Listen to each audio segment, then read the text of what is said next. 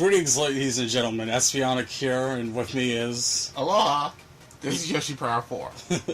So, Pokemon Sun and Moon was announced on the 20th anniversary of the series, but now we finally have some actual gameplay.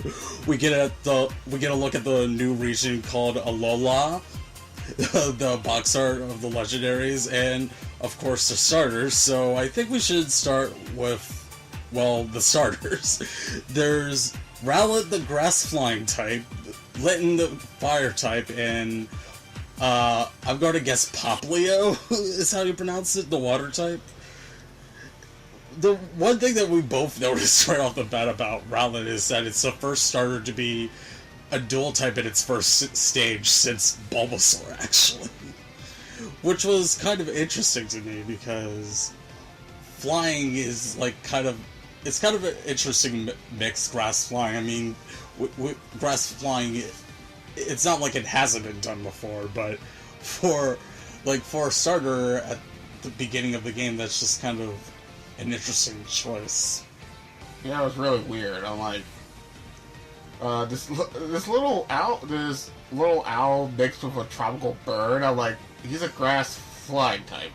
The ones I can only think of, there's only like one that's actually just straight up grass flying with no stipulations. There's like two, aren't there? Like Jumpluff and Tropius, because Shaman becomes grass flying because of an item. And if it's nighttime or it gets frozen, it goes right back to it.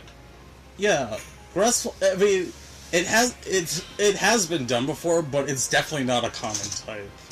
And to have that as a starter Pokemon is pretty interesting. Yeah. So, what do you think of these designs? I really like Litten. I don't know why, I just love the grumpy cat look it has. Yeah, me too. But what do you think of the other two? I actually like Rowlet's, how it's like how it could turn its head like the freaky way an owl usually does. I kind of like that though. It's so adorable. I looked around on I'm only judging this on comments that I've seen on one video, and it was Game Explain's upload of the trailer. And I only looked at, I didn't look at a ton of comments, but they were generally pretty positive about all the starters. I remember one complaining about the water type, but I think a lot of people, like, the water type, to me it's very fun. It has a very funny presentation with it. Like, it's another show off. Yeah, it shows off a lot. We've had other seal type Pokemon before, but this is the type of seal Pokemon that you would. This is the one that would be dancing to Smooth Criminal. He'd be that walrus that dances to Smooth Criminal. Yeah. Yeah, he would. He just gives that air off, and I kind of like that about it. Popplio. Yeah, I can't speak for like the internet as a whole, but the comments in that one video seem to be pretty positive about all three of these starters. Maybe a little bit negative about the water one, but overall it's been positive, at least in that one video. Like, usually when the starters show up, everyone gets pissy and moany. Like, no yeah, one I remember people were particularly negative about the Gen 5 starters at first, but once they saw they saw the final stages of those Pokemon, I think people warmed up to them a lot by that point. Because I especially like Samurott. I know that's just a thing that happens. Whenever we see the new starters, it's always kind of weird at first, but then they just feel like they've always been there. That's kind of how it was for me from like Gen 4 onward. It's like, yeah, they may seem kind of weird at first, but now you're just used to them. So we both agree that we both like Litten the most. Yeah, I'd probably choose Litten. I think it is mostly going to depend on its final stage and what types each of these Pokemon are, but I'm definitely leaning towards Litten right now. Now that I think about it, also there's I'm pretty sure all 3 starters now have a Pokemon in that group that is a bird. Yeah. Like Fire type, we had Torchic, and Water type, we had Piplup. And now, for Grass type, I wonder if they were ever going to do that, and they did with Rowlet. I pronounced it. I've been pronouncing it Rowlet. Oh, Rowlet. Okay.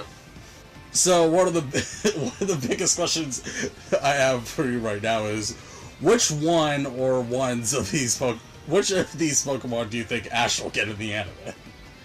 Popplio. Because of how much of a show-off it is. They're probably going to go right back to Butt Monkey Water types after they gave us the badass that is Greninja. Well, here's the thing. In the anime, they followed this certain standard where Ash would at least always get the grass-type starter no matter what, and they broke that tradition with the current saga, so to me, it really could be any of them. Well, like I said, and they also changed it because the water types were always kind of wacky in some way. Froakie was dead serious, is seriously badass how it was. Like, Piplup, wacky, Totodile, he's just dance, he was a jolly guy. Squirtle, Kamiya Shades. Oshawott. God, Oshawott, he is something else. You know, that is something I've never really thought about. But Popplio is just like it. That's the kind of interesting thing about Popplio is that it has that like embedded into itself as a trait in the game without it even being in the anime yet. So it has the personality of like a show seal. It just shows off lips, poses. But I think Ash could easily end up getting any one of these, or any 2 of these, or maybe all 3 of them, because that's like it. For the first 2 generations, they gave him all of them. Then for Gen 3, they just gave him the grass starters, and for Gen 4, they gave him grass and fire.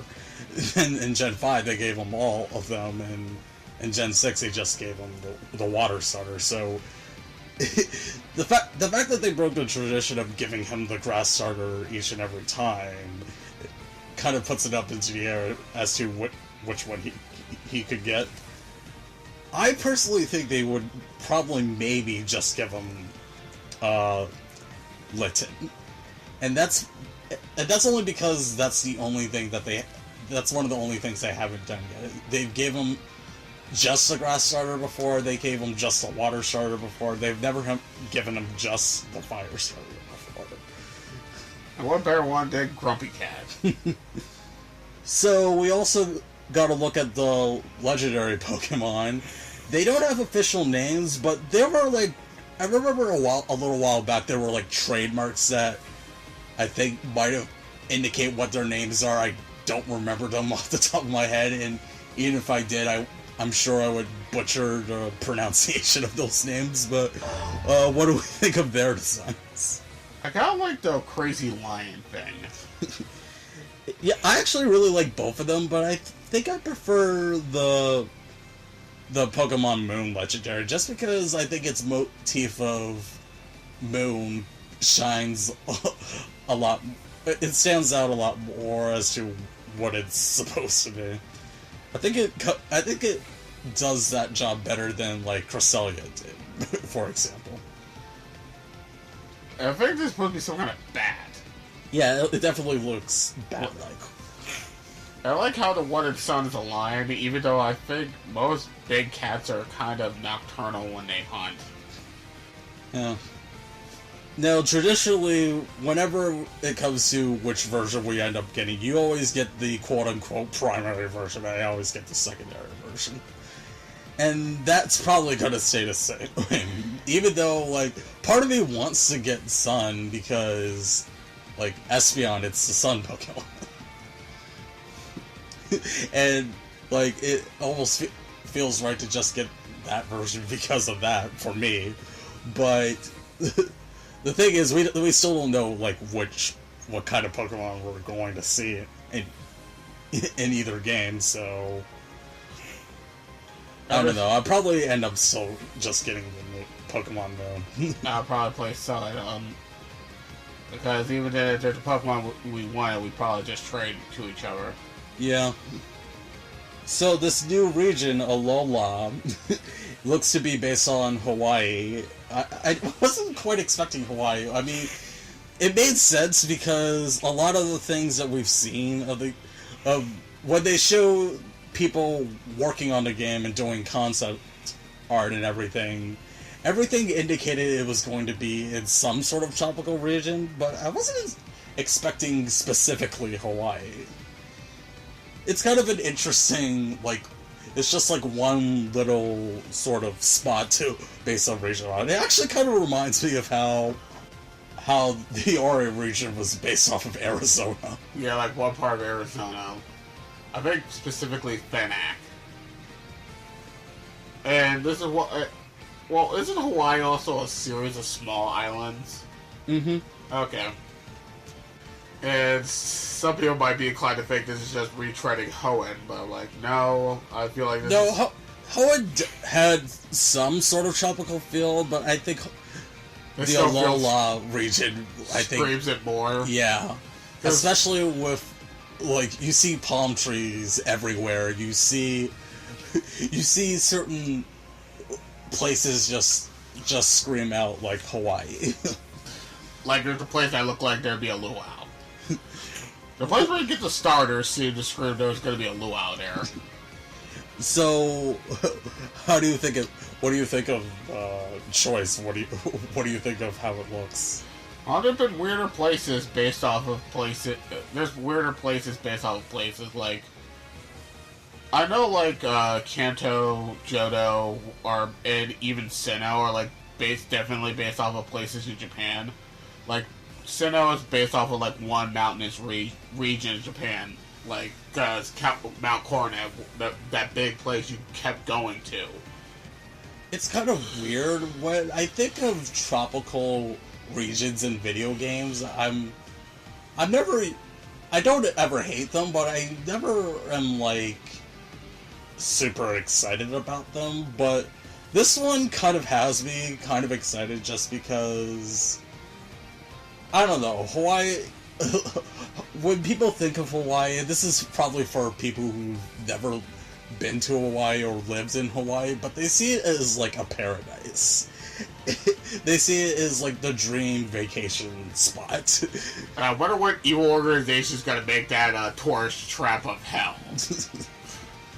So, yeah, I mean, what kind of Pokemon do you expect to see in this region that have been, like, Pokemon that have been established in previous generations? Like, which ones do you think you could see in this game? You might see some from Gen 1, because the Pokemon the red-blue versions, you could actually transfer Pokemon over to Sun and Moon. I also remember that in the concept art that they had in the announcement trailer for Sun and Moon, that they had this building and it had a fountain in front of it, and there was a horsey on that fountain that was spitting out water. I'm pretty sure that was a thing in that trailer.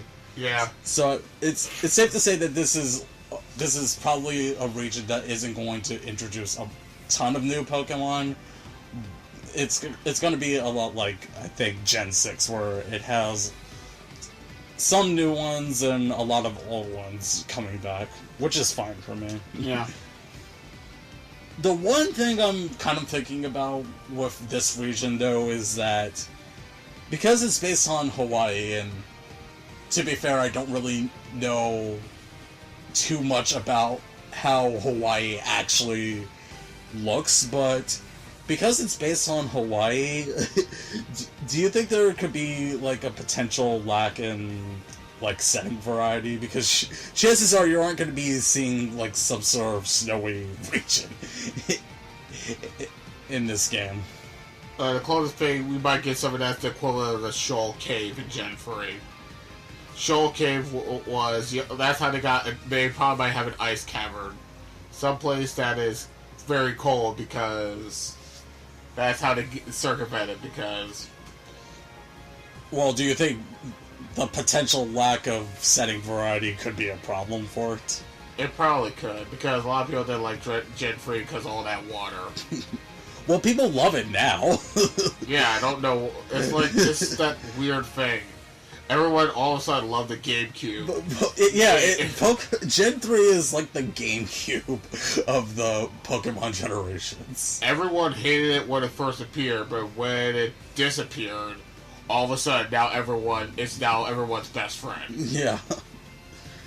So, you know, in the gameplay trailer, they show like the entire region, or it looks like it could be the entire region. It looks small to me. Well, I mean, does it look small to you? Yeah, it did, but the game footage isn't final. Well, yeah, that's one thing, and the other thing is the overhead view makes it seem tiny, but it's potentially bigger when you're actually on the region, running around and everything.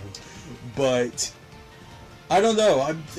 It is based on Hawaii. There are several islands, so do you think there could be like other islands that you could travel to by boat or something that you don't see?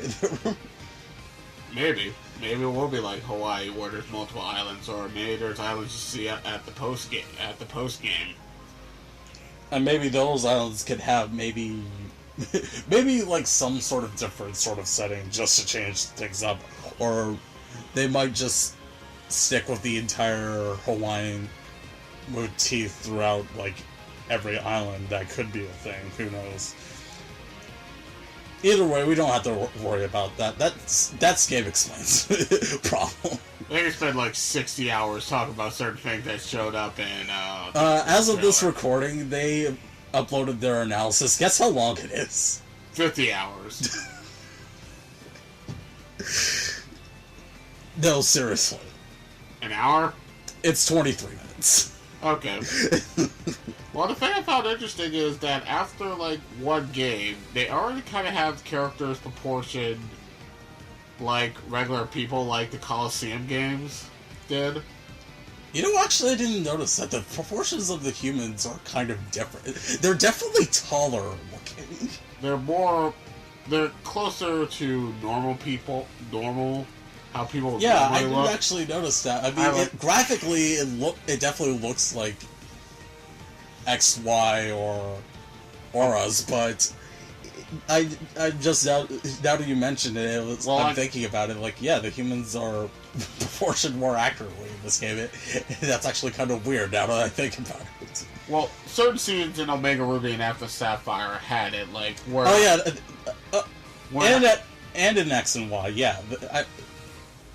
I was more sure about it in Omega Ruby. When I was playing Omega Ruby, when I encountered Primal Groudon, your character's model will be full. Oh yeah, that happens when you encounter the legendary in X or Y. So you use the Wavatol? Yeah. Oh, okay.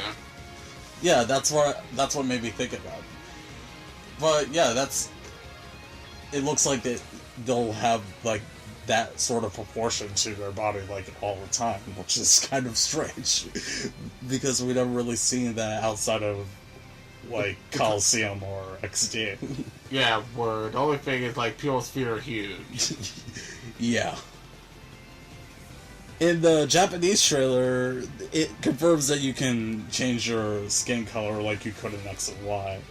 And a lot of people pointed this out by looking at the trailer, that there are times where the protagonist has like slight differences to their clothing, which indicates that character customization could be coming back to this game because it wasn't in Omega Ruby or Alpha Sapphire. What's the shit? I kind of liked it. There's a Pokeball hoodie I really liked in X. I have. Well, I understand why it isn't in that game, because the game wasn't really designed around that sort of thing. Yeah. But it kind of made sense in Kalos because it's supposed to be France, and France means fashion.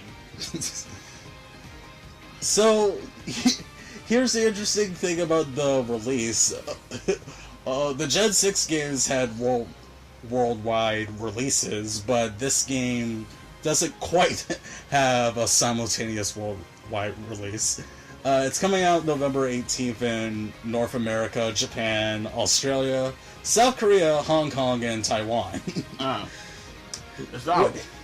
And I looked that up. That's like the typical sort of Nintendo big holiday game launch day. It's usually like the Friday before Black Friday. But I didn't mention Europe. Europe came 5 days later for some reason. So, yeah, the new Saga of the anime will probably premiere in Japan maybe the day before, since that's on a Thursday. That's when episodes of the anime air in Japan. And in North America, we'll probably have like a special preview that's of the first couple episodes, probably the day after, because I noticed with X and Y they kept the premiere episodes of the anime or the preview, they were like really close to the release of the game, so I think that's probably going to happen again. I'm so hyped right now. November 18th can't come soon enough. Yeah. I mean, everything's looking very interesting so far. I'm really looking forward to this and seeing where these games are headed. So I think that's going to be it for this video. I'm Espionic. Aloha, I'm Yoshi Power 4, hyped for Pokemon Sun and Moon, and still waiting for Kirby Planet Robot. Take care. We'll be back some other time. And remember, gotta catch 'em all.